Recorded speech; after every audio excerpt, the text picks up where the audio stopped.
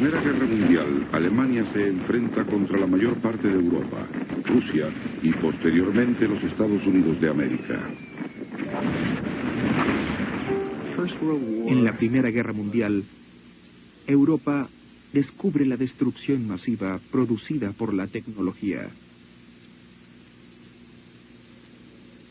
No se enfrentaba al rival. Se estaba oculto en una trinchera y de pronto tu compañero de al lado moría debido a la ráfaga lanzada por una explosión.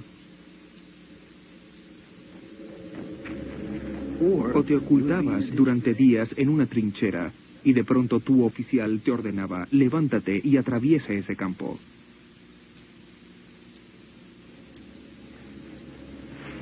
La guerra dura mucho más de lo previsto. Los días se convierten en meses y los meses en años.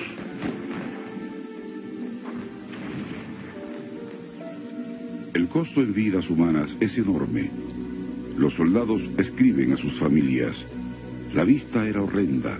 Los muertos estaban tirados por todas partes, a veces medio enterrados por los proyectiles. Era cuestión de mirar la muerte a la cara y esperar a que te dispararan.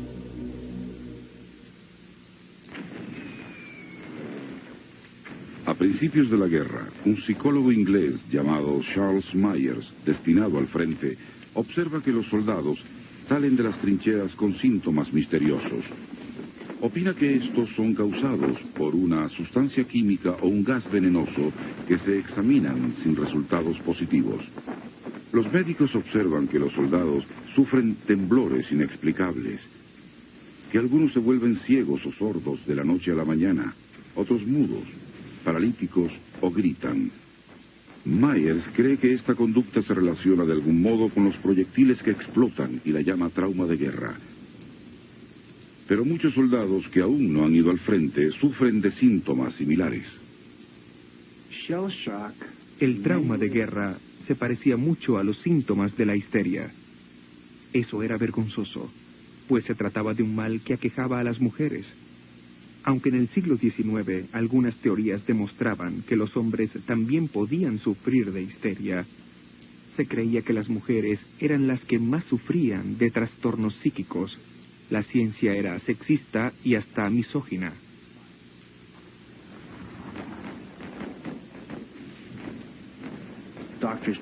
Los médicos intentaron buscarle otro nombre para evitarle a los soldados la vergüenza de que los llamaran histéricos. No podían creer que los hombres pudieran estar histéricos. Y cuando los médicos empezaron a observar esos síntomas en los hombres, dijeron: esto parece ser histeria. Pero en el fondo no podían creerlo.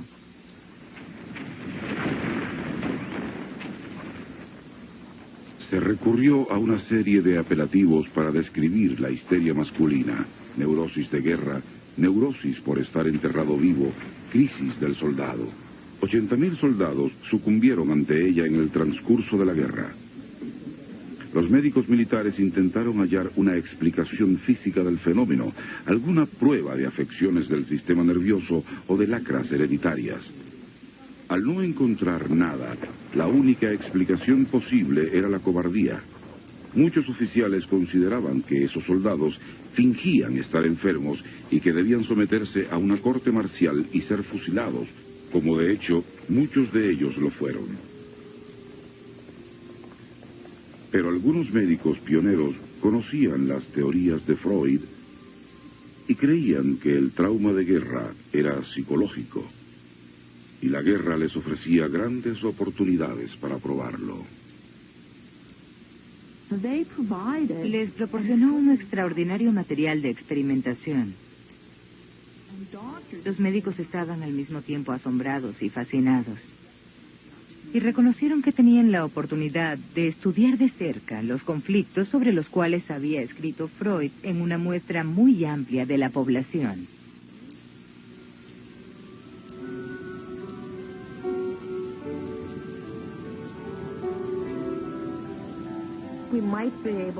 Nosotros podemos comprender lo que les sucedía psicológicamente a esos jóvenes de las trincheras, lo que les causaba esos síntomas.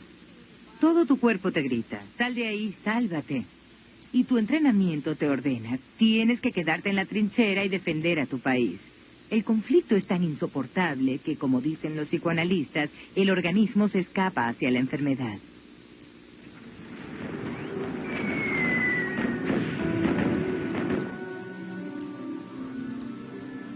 El trauma de guerra es el lenguaje corporal de la impotencia. Y esta surge en infinidad de situaciones distintas. Uno puede ser poderoso, pero encontrarse por muchos motivos en una situación de impotencia para expresar los sentimientos. Y el organismo transforma esos sentimientos en síntomas.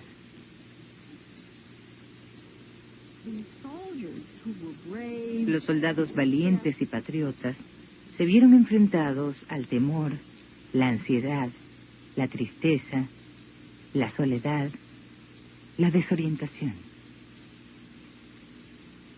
Todos esos sentimientos nuevos para ellos y que la sociedad consideraba que no eran dignos de un hombre y no podían expresar esos sentimientos.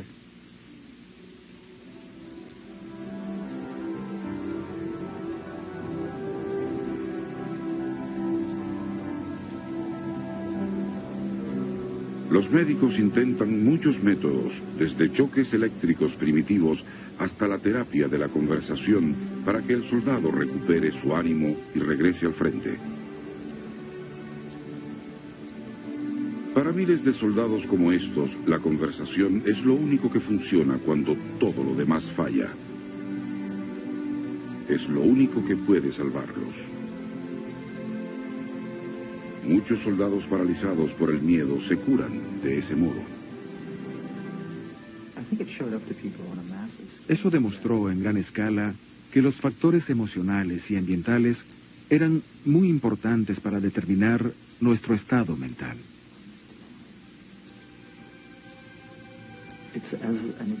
La experiencia de la guerra permitió que la psicología y la psiquiatría dejaran de ser especialidades médicas que se aplicaban a un grupo mínimo de personas y se convirtieran en un medio para comprendernos mejor, nuestra mente y mundo.